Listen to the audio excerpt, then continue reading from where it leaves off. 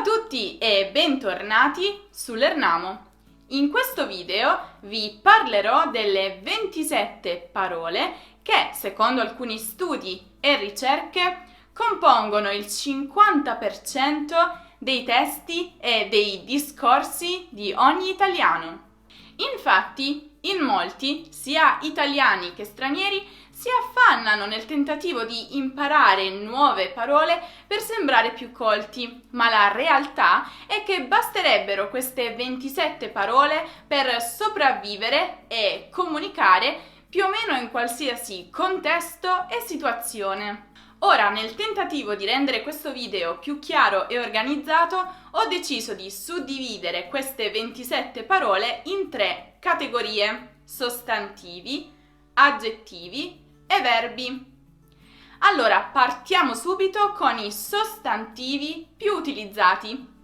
Sicuramente, senza ombra di dubbio, in vetta alla classifica abbiamo la parola cosa. Gli italiani la usano praticamente sempre per riferirsi a qualsiasi oggetto o concetto.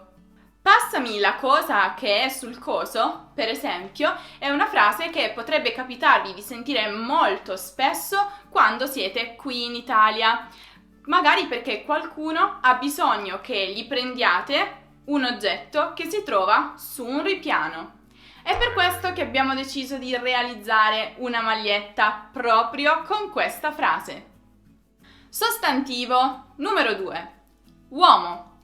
Questa parola, come sappiamo, si usa per riferirsi agli individui di sesso maschile, ma è molto spesso utilizzata in senso più generale per riferirsi all'intera umanità. Per esempio, l'uomo è capace di compiere meraviglie e orrori. In questo caso non ci riferiamo a un uomo in particolare, ma all'intera razza umana. Sostantivo numero 3. Giorno. Questa parola può essere usata per indicare una data o un evento in particolare. Per esempio, il giorno del matrimonio di mia cugina indossavo un vestito nero. Ma può anche essere usata per riferirsi alla mattina. Per esempio, vado al cinema di giorno. E infine può essere usata come abbreviazione di buongiorno. Giorno. Sostantivo numero 4. Modo. Questa parola viene utilizzata per indicare la maniera in cui si fa o avviene qualcosa. Per esempio, il nostro modo di spiegare l'italiano è piuttosto originale. Per questo dovreste lasciare un bel mi piace a questo video. Nome numero 5. Paese. Questo è un nome piuttosto usato in italiano perché ha 2 significati ben distinti.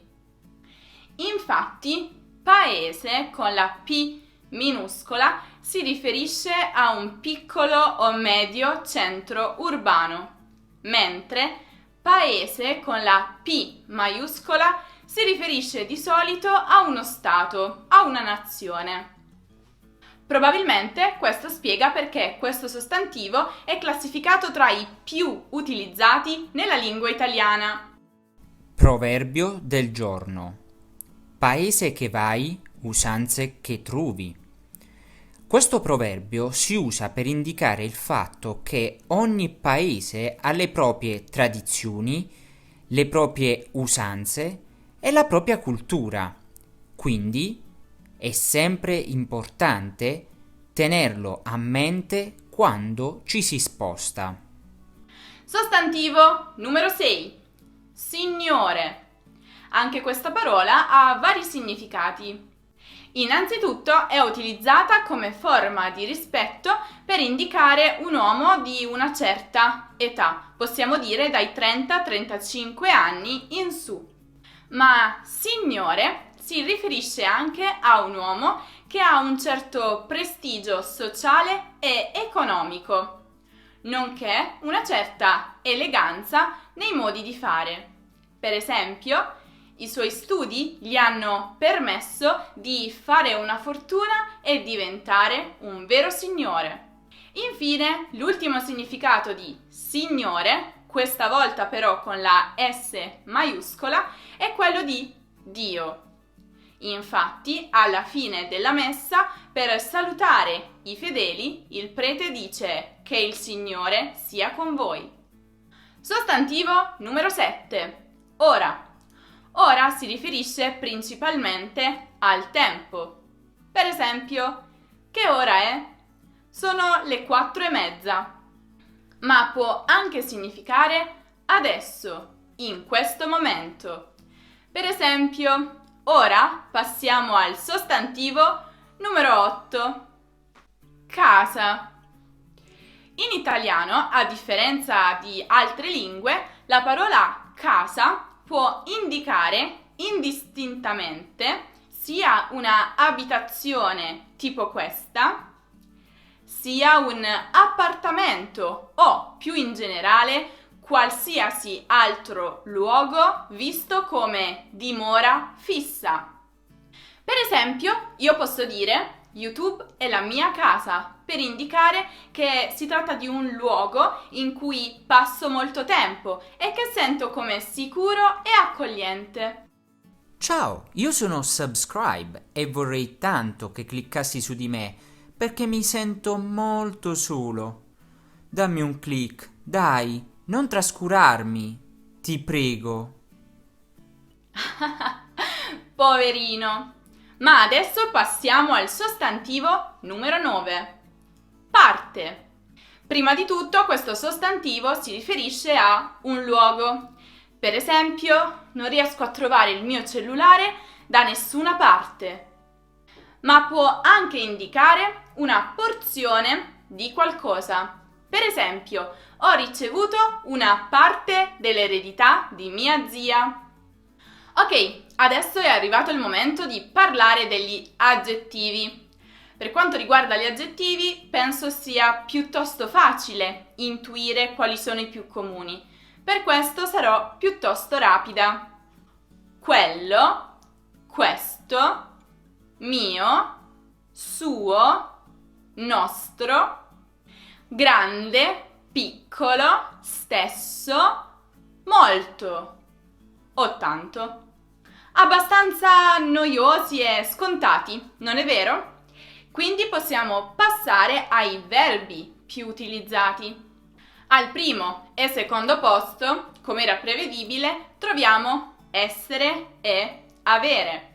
Sicuramente il fatto che siano due verbi ausiliari ha potuto garantire loro questo primato. Al terzo posto invece, dunque sempre sul podio, abbiamo il verbo dire. A seguire abbiamo i verbi modali: dovere, potere, sapere, volere. Mentre a chiudere la lista abbiamo i verbi vedere e andare. E ovviamente, da buoni italiani quali siamo, anche mangiare. Allora, cosa ve ne pare? Adesso non vi resta che dare un'occhiata al video sui 9 scioglilingua più difficili da pronunciare in italiano. L'ho pubblicato qualche giorno fa e devo dire che sembra che stia piacendo molto. Sta riscuotendo un discreto successo, quindi se non lo hai visto non devi assolutamente perdertelo. E se ne avete voglia, non dimenticate di scrivermi nei commenti qual è la parola italiana che voi usate più spesso. Vediamo se rientra in queste 27. Sono curiosa. Seguici su tutte le nostre pagine social, Facebook, Instagram e Twitter. Basta cercare Lernamo.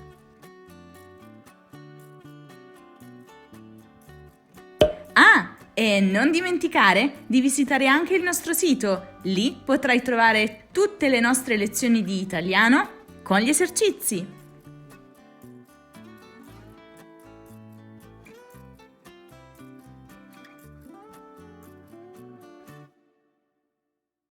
Che dire, a presto!